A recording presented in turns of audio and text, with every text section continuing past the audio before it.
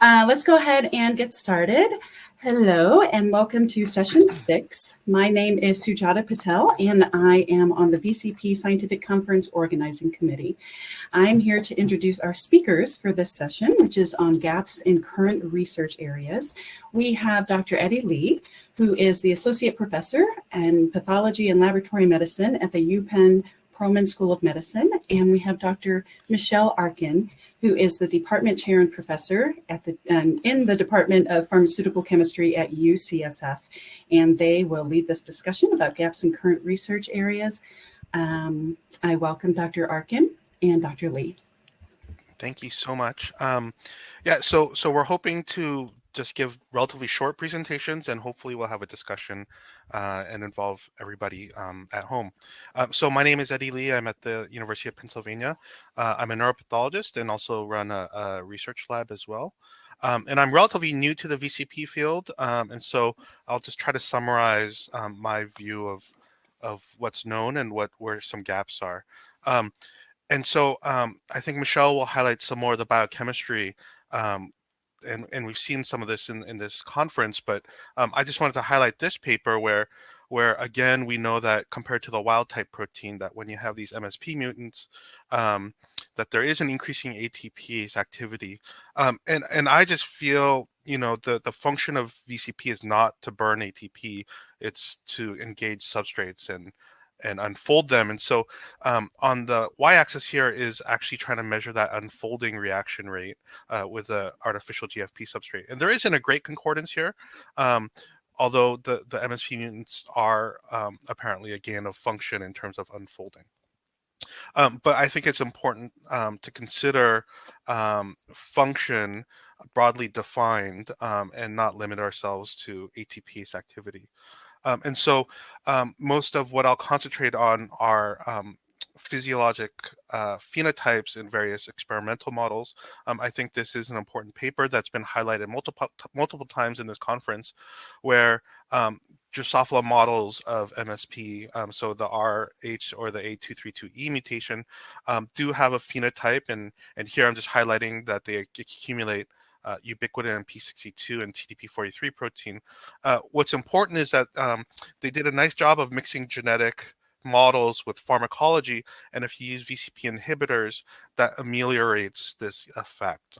And so the thought is now that VCP directly interacts with mitofusin, a protein that's important for mitochondrial maintenance, and engages with that substrate, and overactivity actually leads to downstream mitochondrial dysfunction.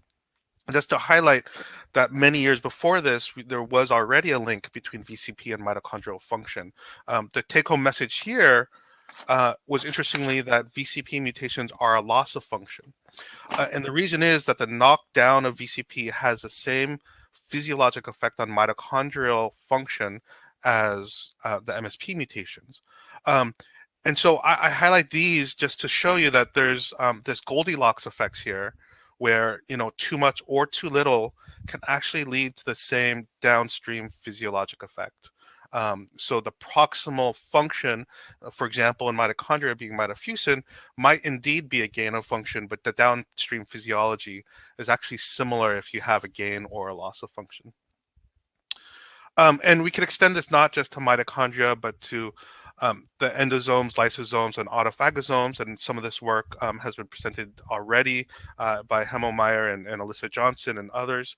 And so there definitely seems to be this organelle or pathology or pathophysiology that's linked to VCP mutations. And it even extends to non-organelle type structures. And so these are what are called stress granules. So stand for this protein TIAR. So if you stress out cells, and these are neurons in this case, the cell senses the stressor and stops protein translation and temporarily parks RNAs and proteins in these little foci called stress granules. And sometimes these can accumulate TDP43 protein. And so it's just a parking lot, a way to store these proteins and RNAs until the stress resolves. An exciting new work by Paul Taylor and Roy Parker are highlighting the role of VCP in dissolving these stress granules, with G3BP1, this protein that mediates stress granules being ubiquitinated and pulled apart by VCP. And we saw earlier in this conference again, VCP probably also plays a role in the formation of stress granules when the ribosomes split. And we also saw some beautiful cryo-electron microscopy by Peter Shen, also came out at the same time as Tom Rappaport's group, showing that VCP can engage these substrates and pull it through its central pore, and that's its fundamental biochemical activity. But it's been suggested before by Chris Weil and others that maybe this is the function of VCP, been directly interacting with protein aggregates and helping clear them. So how do I put this all together? And that's where I'm trying to, that was a quick overview of some of the highlights. I think it's important for the field to continue to think across the entire spectrum from, where are these mutations and what does it do on a structural basis? But perhaps more importantly, what is the pathophysiology? So what is a cell biological functional outcome of these mutations? Is it a gain of function or a loss of function or a mixture of both? And ultimately, how does that affect disease and the patients themselves? And so unless we kind of fill in some of these gaps here, so the structural and molecular biology work has been amazing in my mind. And I think we continue to need to understand the pathophysiology better. And with that, I just want to highlight just this one paper that we published last year where we identified VCP mutations involved in a different disease. So this is not multisystem proteinopathy, but it's a different disease we're calling vacuolar tauopathy, where we identified one family in the United States and another family in Greece. And by sequencing, we know that these two families are unrelated. So we did whole genome sequencing and looked at their variation. So it seemed to be two separate genetic events. And actually, after we published this study, we've also found a third family in Japan.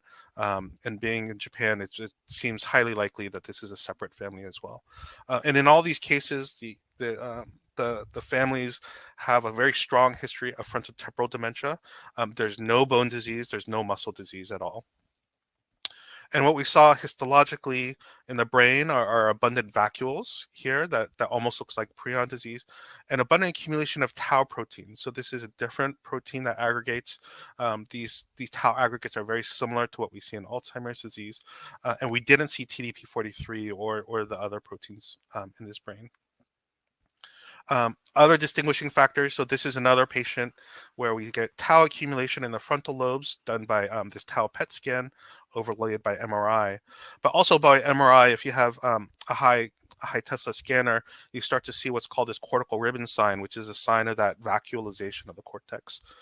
So it has a unique neuroimaging characteristic that just differentiates it from multisystem proteinopathy. And the mutation is actually located in a different domain. So most of the VCP mutations that cause multisystem proteinopathy lie in between the N terminus and the D1 domain, whereas this mutation here is in a separate region. And as stated by multiple people here, compared the wild type protein here, this is looking at ATP hydrolysis. You can see that the MSP mutations, this is the A232E, is a gain of function, whereas our novel mutation D395G is a partial loss of function, so about 30% loss of activity. And importantly, we see that VCP, this is an Alzheimer's disease brain. When you stain those brains, it stains the tau aggregates that we see in the brain. And when we biochemically purify tau aggregates from the brain and add VCP, we could see that it appears to have disaggregase activity. So ATP gamma S here is a negative control that's poorly hydrolyzable. But in the presence of ATP, and we add in VCP, UFD1, and PLLC4, you see that there's a decrease in thiophylline signal, which is a feature of these tau fibrils. And when we compare the mutations, we see that, again, the MSP mutations do seem to be a gain of function in that it disaggregates the tau better, whereas the novel D395G mutation is a partial loss of function. I'll skip this for time. Just to show that we are now doing some more structural work. And you can see that if you purify fibrils from the Alzheimer's disease brain and incubate them with VCP and cofactors, that you could actually localize VCP sticking to these tau aggregates themselves. And we're trying to capture now by cryo-electron microscopy. What is this process? How is it able to interact and disaggregate these fibrils? So that's 5 years of work in like 2 minutes. But I just want to highlight some important differences with MSP. One is that vacuolar tauopathy is in vitro hypomorphic, so it's a loss of function. There's no evidence of TDP-43 proteinopathy in the brain, and the families have no history of muscle disease or bone disease. And so I think this brings up an interesting comparison that might be useful, where there are multiple alleles that affect VCP, with a loss of function leading to tauopathy, whereas these MSP apparent gain of function mutations lead to TDP-43. Interestingly, they could all lead to a frontotemporal dementia phenotype, although the muscle and bone disease is specific to the gain of function mutations. So I think theoretically, if we were to compare the loss of function and the gain of function mutations, that might help us ascertain which cellular phenotypes are important in terms of disease.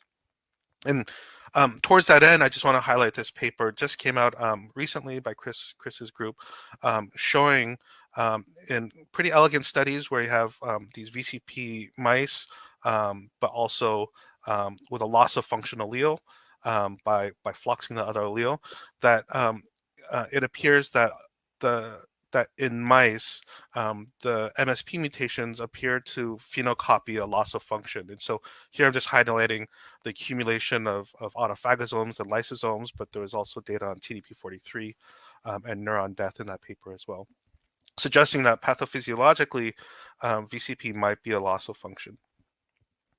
So the key questions for me are, what are the cellular phenotypes that are most relevant to VCP disease? Because VCP does so much in the cell, it's actually hard for us to really predict which of these cellular phenotypes are the ones that are important to disease.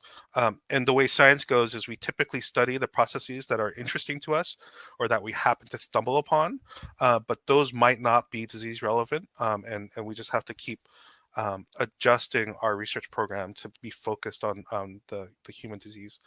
An important question is, do VCP mutations result in a physiologic gain or loss of function? And again, this physiologic gain or loss of function might be due to an underlying biochemical gain of function, but understanding it in a cellular context, I think, is very important. And that could be linked to either mutant protein activity itself, altered cofactor binding, which has been discussed multiple times, or some other defect. And an interesting question for me is there a single pathophysiologic mechanism that drives bone, muscle, and brain disease? It'd be intellectually satisfying if it were one mechanism, but we have to leave open the possibility that the cell biology pathways that lead to bone disease might be different from the biology of muscle disease and brain disease. And the next session today is about more clinical research. I am a physician scientist, so I'll just give my 2 cents about clinical research. I think that the longitudinal clinical phenotyping, including neuroimaging and bone imaging and muscle imaging, will be essential to guide treatment and clinical trial design. And so the natural history work that's being supported by Cure VCP is absolutely critical. I do want to be wary of selection bias. So, for example, if you came to the University of Pennsylvania and you saw our brain bank, you would think that frontotemporal dementia is very common, but it's not. And the reason we see so much is that we're a referral center for that disease. And so how patients are recruited into cohorts, what clinics they're coming from might bias results in these natural history designs. I do think that cognitive phenotypes are often underappreciated without formal testing. And so, for example, in Parkinson's disease 20 years ago, a colleague here, Howard Herdig, was saying, I think many of my Parkinson's disease patients are becoming demented. And it took the field at least a decade to kind of listen to that. And now we appreciate that it's on the order of 30 to 50% of Parkinson's disease patients have cognitive defects.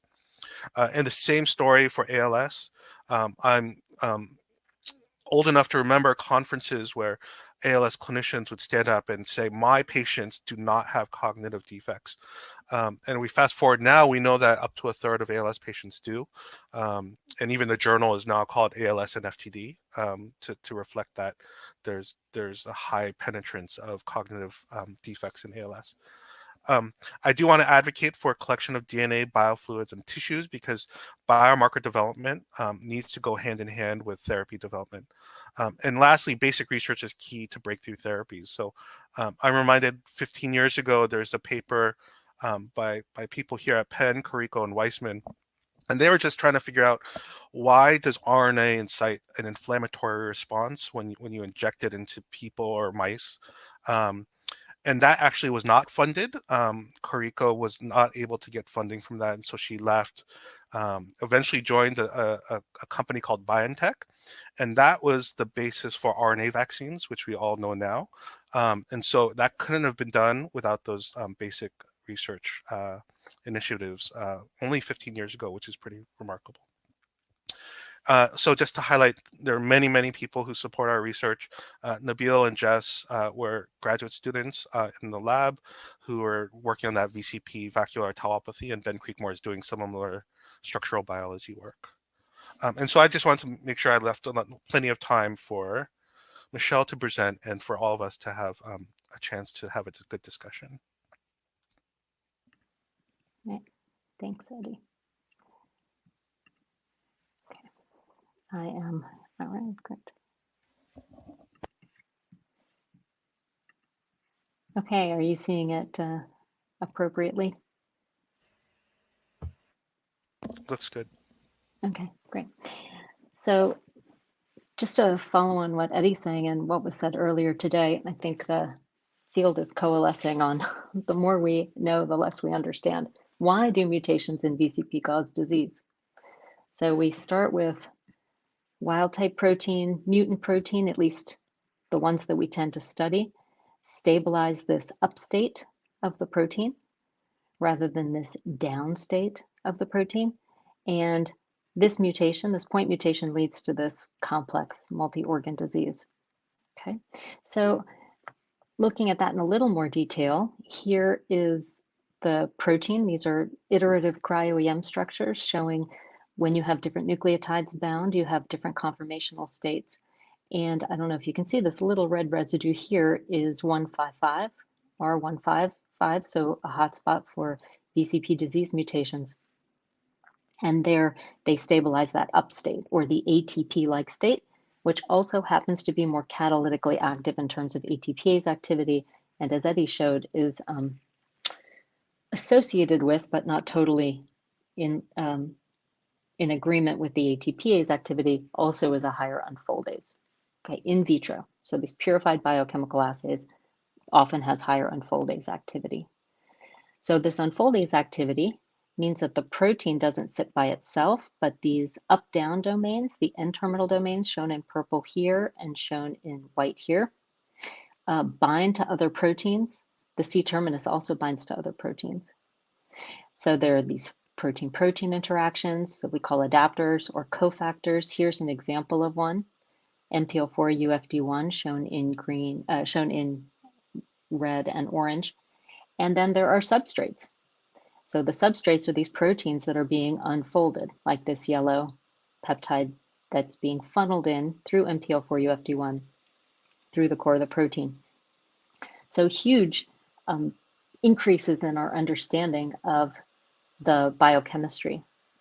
But as Eddie mentioned, how does that link to disease? So we have higher unfoldase activity, we have a more active state of the enzyme biochemically, and yet what we see here are TDP43 inclusions, aggregation, and cytoplasmic sequestration. And how do those spectrum of activities we see in cells link to disease? So here's some high-level observations. So VTP is an ATPase and an unfoldase. Mutations cause changes in conformational propensity that seem to be related to ATPase activity, changes, increases, and increases in unfoldase activity. VCP binds to many different cofactors and many adapters that are thought to direct substrates to it. And also these adapters direct VCP itself to different subcellular localizations. So one thing I want to point out about that, when we look at these changes in protein conformation, and these adapters are tethering VCP to different membrane structures, different protein complexes, that changes in conformation may have to do with these isolated biochemical activities, but they could have to do with long-range effects due to the fact that you're tethered in a complex. So whereas it might look like a small change in an isolated protein, if you telegraph that change over a large protein complex, either rigidity or changes in conformation, changes in dynamics could have a big effect. And then we see this range of cellular changes, and that myopathy is typically the first symptom. So why is that? Are these two things related to each other in a helpful way? So being a little more visual, VCP is the hub of this protein-protein interaction network. And I keep tacking things onto this. It's like essentially unreadable now, but these are just many of the functions. These functions thought to be governed by different protein-protein interactions, some working in concert, some being more important for a larger range of activities than others.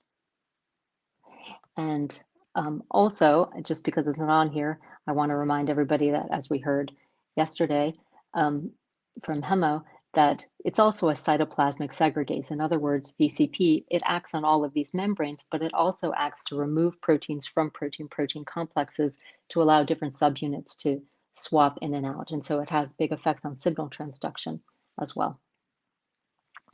And in disease, we seem to have fewer of some activities, reduction in ERAD, increase in stress granule formation, or reduction in stress granule dynamics.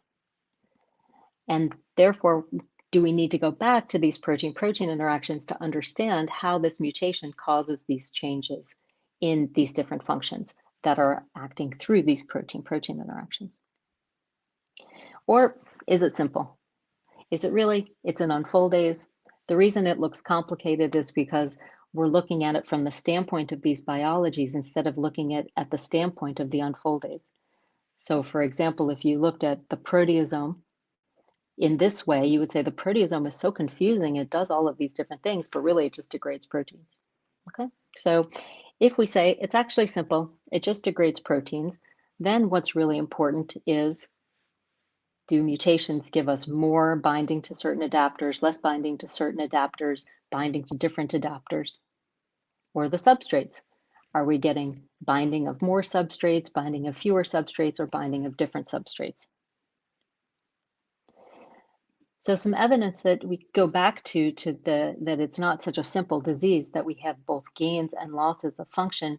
These are just a few, I guess, classical examples from the literature showing that we have ubiquitinated rimmed vacuoles, suggesting inhibition in unfolding and degradation of ubiquitinated proteins.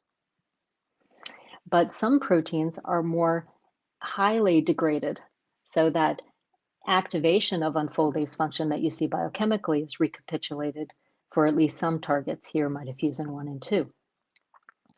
And finally, in some experiments that were done a few years ago with pull-down experiments, you can see that the disease mutations, but not an ATPase mutation, causes some proteins like this one to be pulled down less, to be less associated with P97 than wild type, and others to be more associated with P97 than wild type.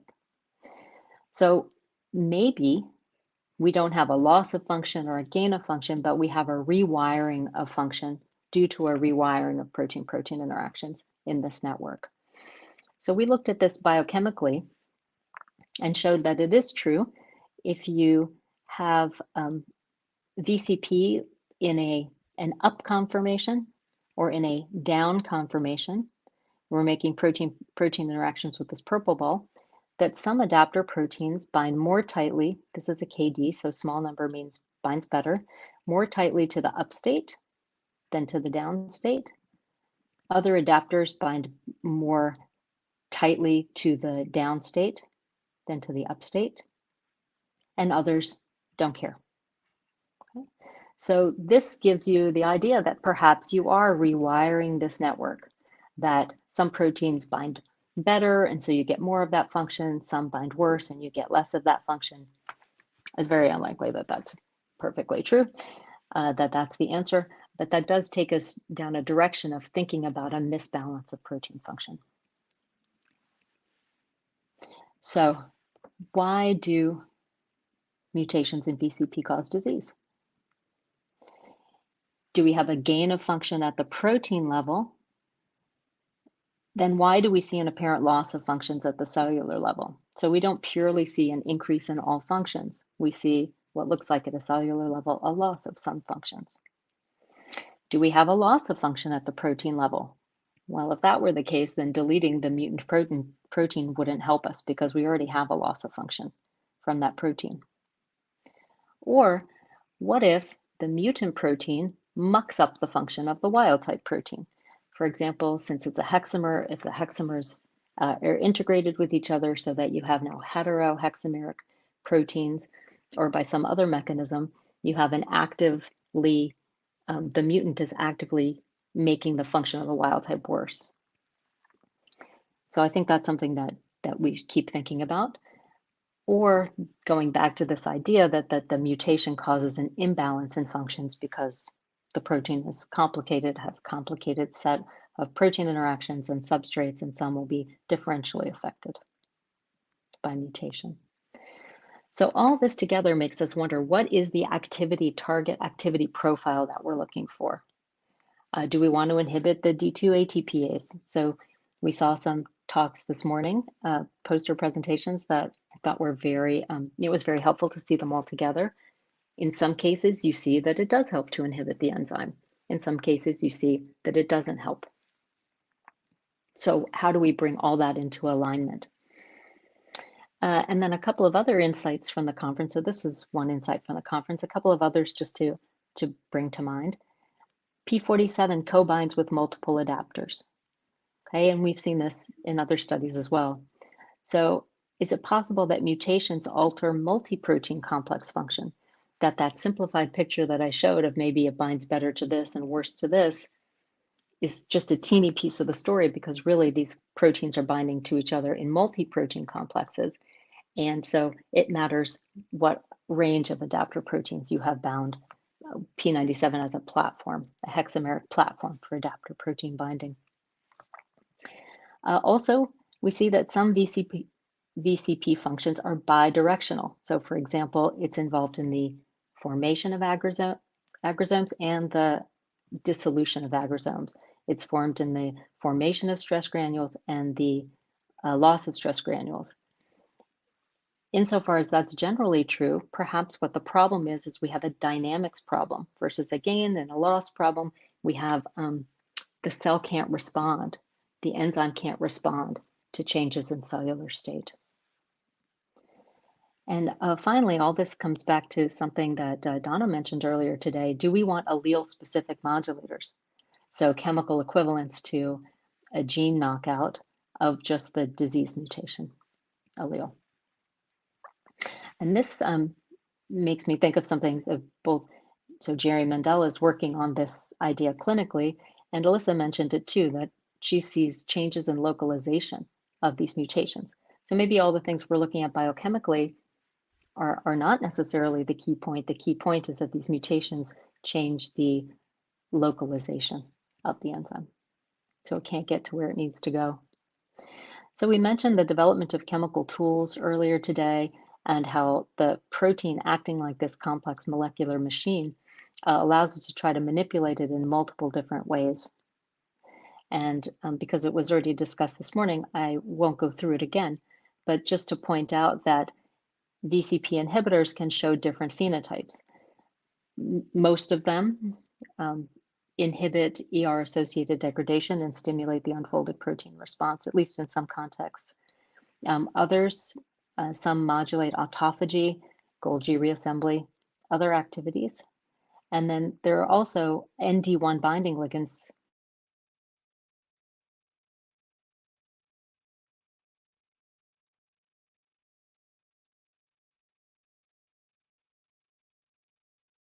your ligands, at least your tools, if not your drugs, are at that ND1 interface. And here's an initial report showing some compound ND1 function and others activate the ND1 function. They think by binding allosterically at this interface, but there's no. So just leave you with this idea, because we think about protein-protein interactions for a living. We like to think about them as something simple, like a waltz. But really, biology is more like these English country dances where people are interacting with each other, proteins are interacting with each other, hopefully in a coordinated way. But sometimes that coordinated way is hard to see when you're on the ground, and you need to really be taking a bird's eye view. And with that, I just want to thank the whole VCP project team that I've worked with over the years, really a fantastic team. And thank you for your attention. And now I'll stop sharing. So thank you, Michelle and Eddie, for your very informative and thought-provoking discussion. And so I'm wondering that our chat has been very active. I'm wondering if some of the people who have been active in there would want to share their video and their audio and kind of stimulate some conversation. Yeah, we would love that. Yeah, Yes, Peter I'm and thinking on Chris, Peter and that'd be Chris. If great. you could activate your cameras or ask to be let in, we'd really love a conversation.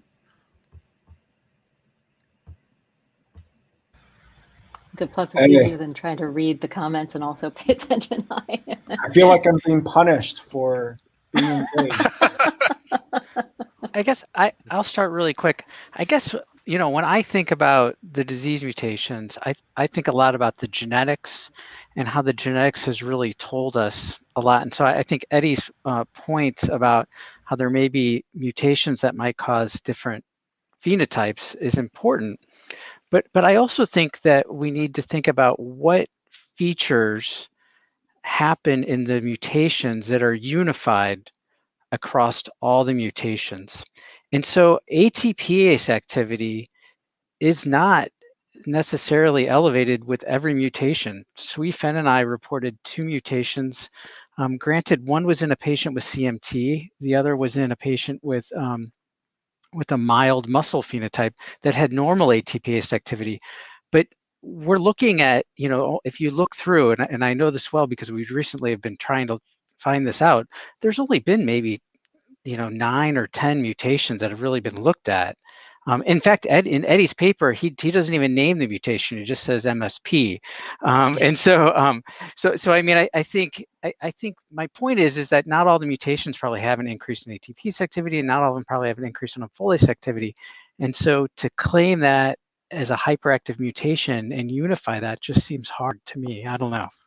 I'll say that the analogy there is in Alzheimer's, like presenilin 1, you know, altering the ratio of amyloid 42 to 40. That was stated early and became dominant. But when people started looking at some other ones, like, oh, we don't see it all the time. And it just gets more complicated. So. Yeah, I was thinking the same thing that, you know, especially going back to what you just said about how we mostly focus on certain mutations.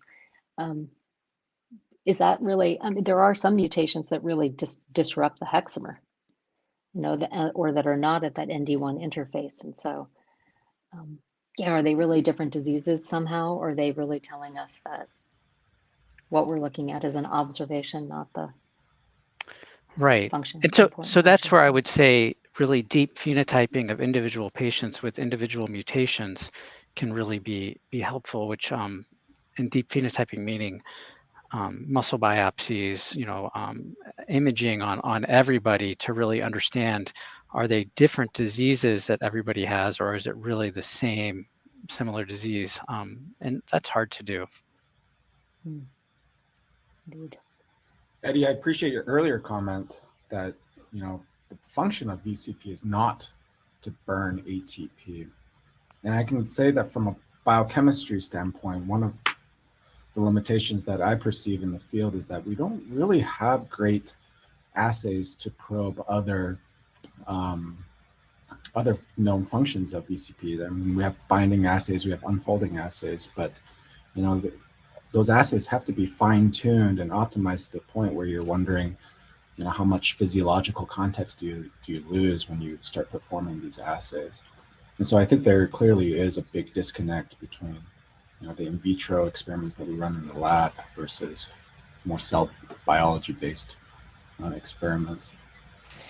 Yeah, if I can just highlight on that for a second, for people who aren't as familiar with those assays, these unfoldase, biochemical unfoldase assays were a great breakthrough in the biochemistry of VCP, but they are fluorescent substrates, so they're not native substrates, they're not unfoldases, they're not organelle bound, they're hard to unfold proteins. It happens to be the same proteins that we use in the cell-based assay looking at VCP mediated degradation, right, on a fake substrate. And also P47, which Peter shows unfolding substrates, doesn't work in that assay. I didn't Ray's lab showed that. So yeah, so we know we're missing something. Yeah, I think, I mean, again, I'm relatively new to VCP, and I think the good news is there's a lot to work on. It'll keep me busy forever. But the bad news is that complexity is what makes it difficult too, to know which direction to go.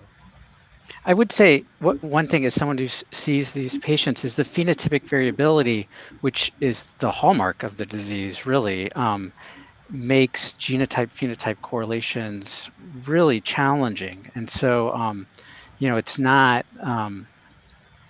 not as if I can, look at the amount of glycogen that's present and correlate it with the amount of acid maltase activity or something like that. It's really much more challenging. And so I guess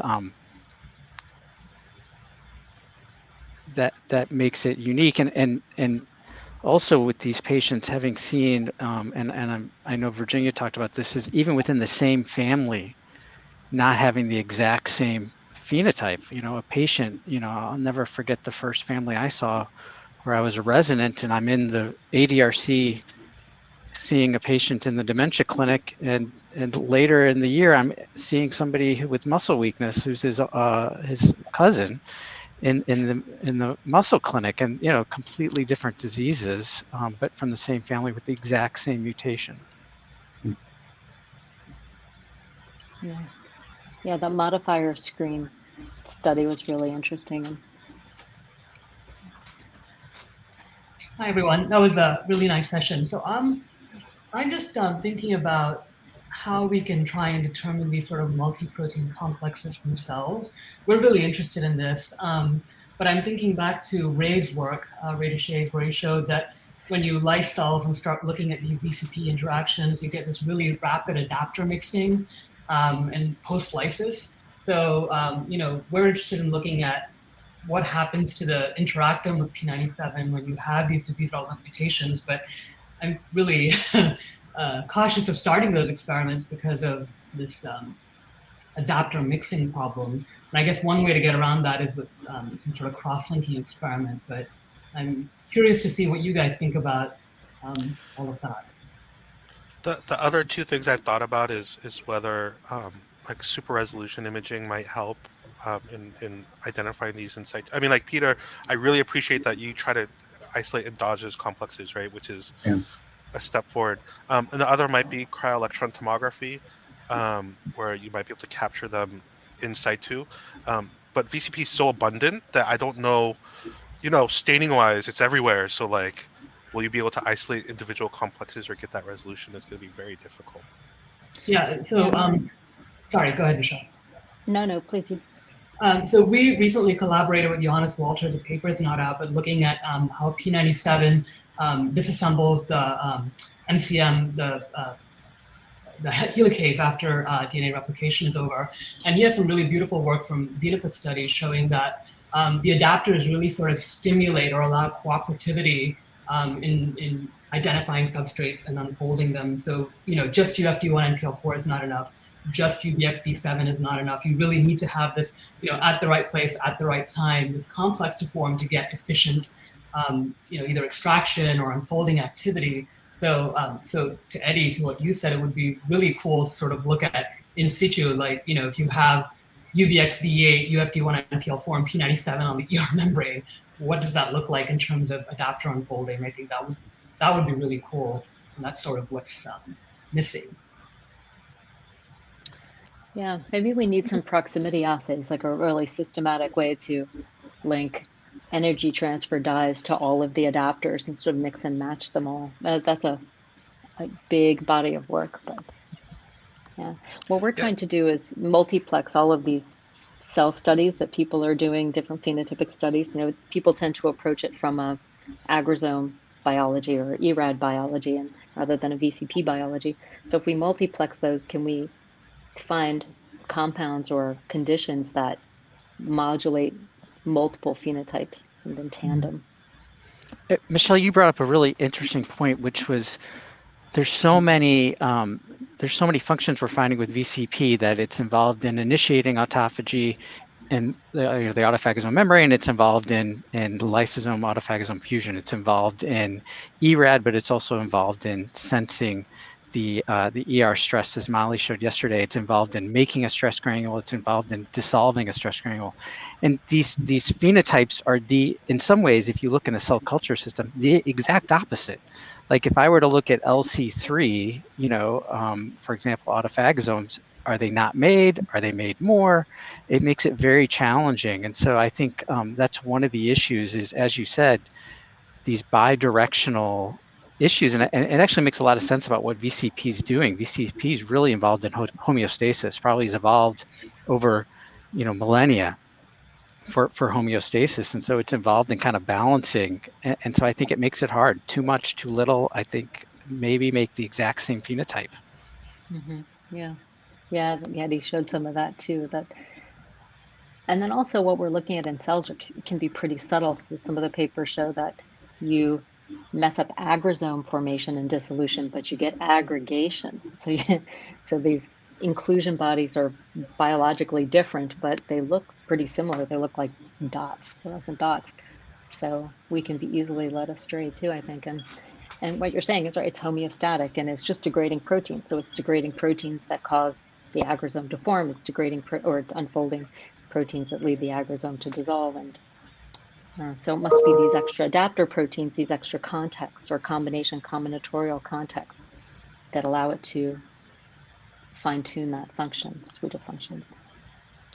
And speaking of these other complexes, like if you look at the unfoldase assay in vitro, right, it only goes to about 50% completion. Exactly. Yeah. Right? And so it's an incomplete reaction. We all know, I mean, people who do it know that it's not complete. So obviously there's other stuff that we just, so forming the whole in vitro reaction is going to be, I don't know if we'll ever get there because it's going to be very complicated, and what all the cofactors, because you probably need the ubiquitinases as well and other things. And so yeah, we just need we need the biochemistry and the cell biology. Yeah. The combinatorial possibility of VCP adapter interactions is just, you got what, 25 plus that Hemo mentioned yesterday. It's just, exponential. How many grad students do you have? Yeah.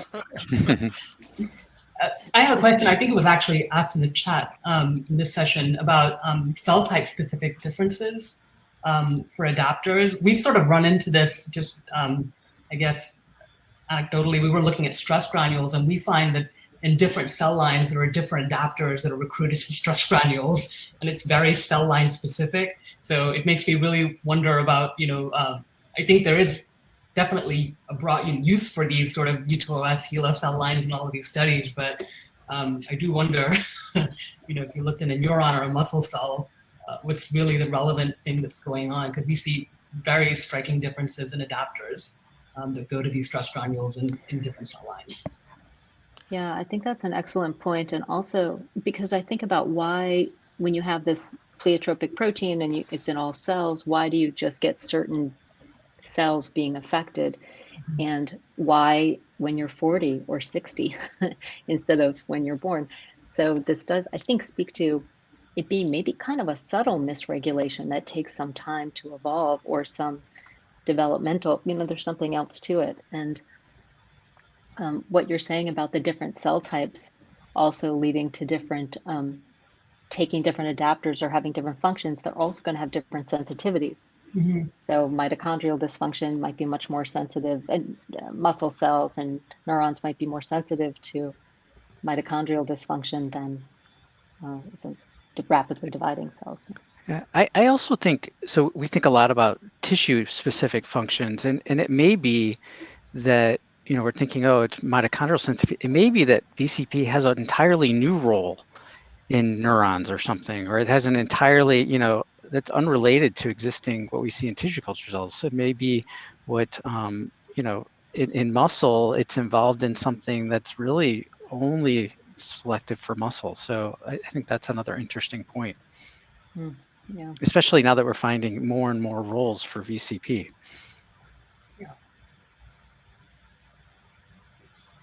Yeah. So Nathan extended our time, which I appreciate. And just a comment that I'm actually getting a phone call. I have to get off. Sorry. Okay. that I see almost nothing in terms of osteoclast biology, right? Which is a big hole. Right? Yeah. You mean around Paget's disease? Yeah, Where does that come exactly. from? Yeah.